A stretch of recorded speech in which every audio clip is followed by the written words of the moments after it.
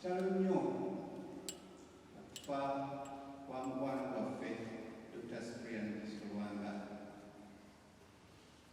Ndi wano nga ndeese obubaka bwa kusaasira ate abakubagiza Uganda yonna.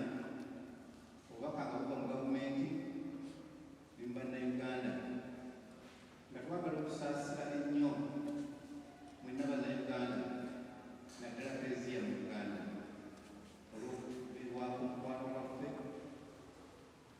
empajubwa abadde empajubwaga mu nkulaakulana ya Uganda eddibu ereeteddwawo okufa kwa mukwano gwaffe Dr. Cyprian.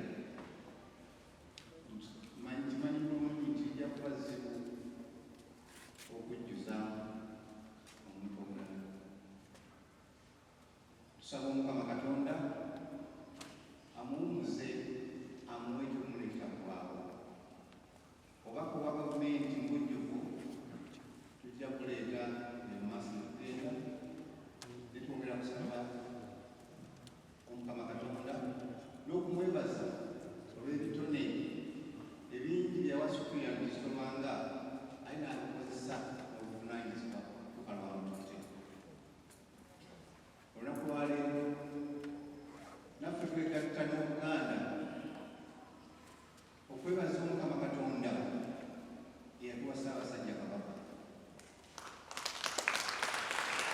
Twebaza Katonda eyamutuwa era Ssaabasajja Kabaka tusaba Mukama amutuwangalize kubanga atukoze bulungi. Basoma be bajjawo bantu ba Katonda, olwaleero Omukama azuukidde. Amazuukira obulungi buno obutafaanako ng'amazuukira amalala ge tuyitamu gano mawufu. Amazuukira g'obulungi buno gatuuse mu kiseera eggwanga we liri mu kupimirwa.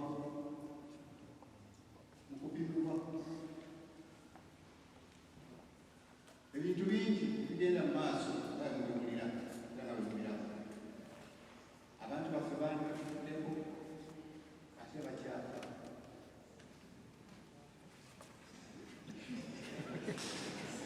Bantu bangi batufuddeko. Obulwadde ne bututawulirangako mu Uganda nga COVID-19 buba butulumbye.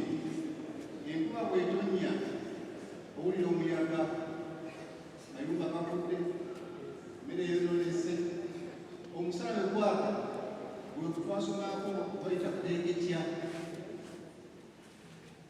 Abekasinge ng'oyinza okugamba nti oba Katonda ffe aferabudde, naye bw'ojja ku lunaku ng'olwaleero n'owuliriza ebigambo bya Katonda, n'owuliriza okuwulira obulungi okuvudde mu mukadde waffe Vicar General, bw'obaddemu akabuusabuusa Katonda taliyo, oyongera okunywera ku wamma.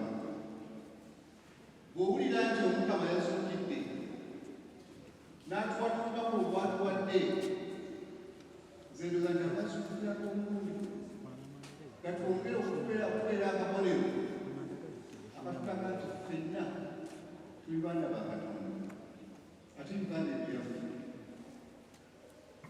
Kati obudde bula tekali olaba ne betuyiseemu bingi, ate kuno Israel egeze nejja nga twakava mu kulonda.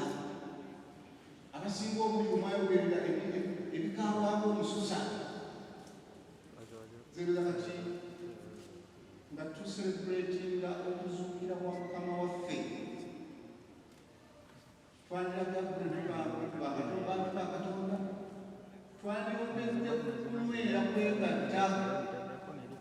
Ebigambo bye twakozesanga kumuli ebirinaako omususa ebitwandigeze ekitegeerezaako, ne twongera kulaga ekitiibwa kya Katonda n'amaanyi g'alina mu bulamu bwaffe.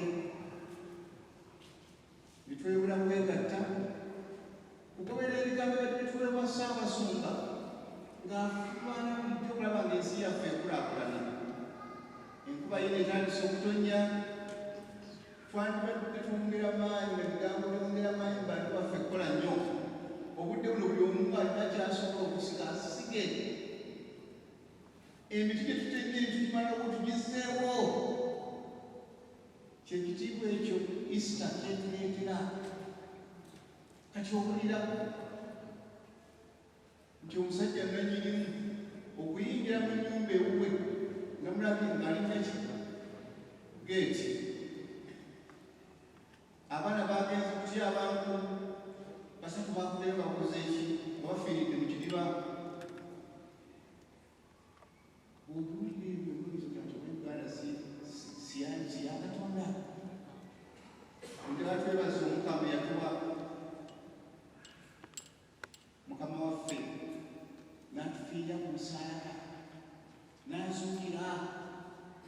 Ekifaananyi ky'ekyobanga omukwano gwayo naffe nigwengere okuvaayo. Nze nangisabye buli kye tukola tuggyeyo kitiibwa kya Katonda ekyo. Ebigambo ebyokutwalula netubizaayiza Christ si byamuyisa mu mbeera efaanana. Njagala okwebaza ennyo ensi omulimu gwekola okutussaamu okutuwumbawumba era n'amagye gende mu maaso. Abayizi baffe aba 7 aba senior 4 n'aba 6 batandise abamu okuddeeka ng'abalala ate bagenda okudda mu ffe gye bavudde. Njagala okubasaba tweteekereteekera abaana abazadde twongere okukuuma abaana baffe. Mwawulidde basatu bafudde bagenzeko okusonga okutya abantu. Mukuume abaana mbafuule bize n'ebintu ebibakulaakulanye. Temubaleka kubeera ku TV buli lunaku.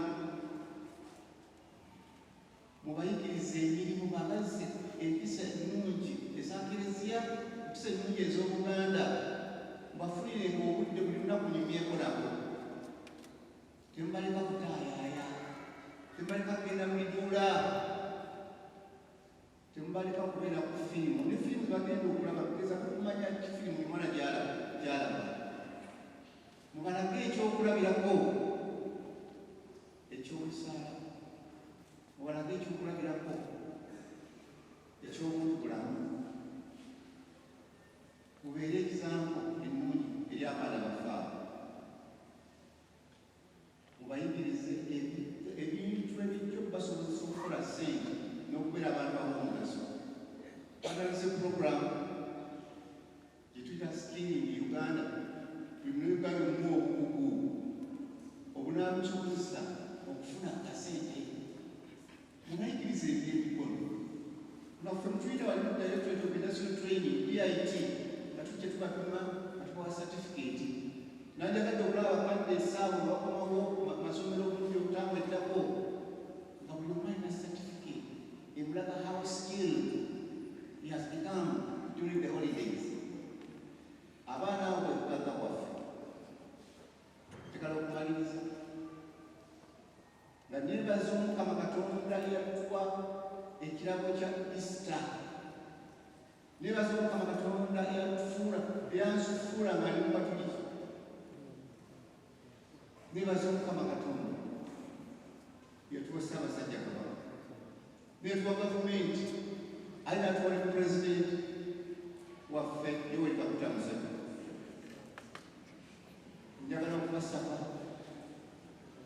politics yawedde. Katukole twegatte ffenna bannayuganda tulabeka abakulembeze baffe tutambuze eggwanga lyaffe.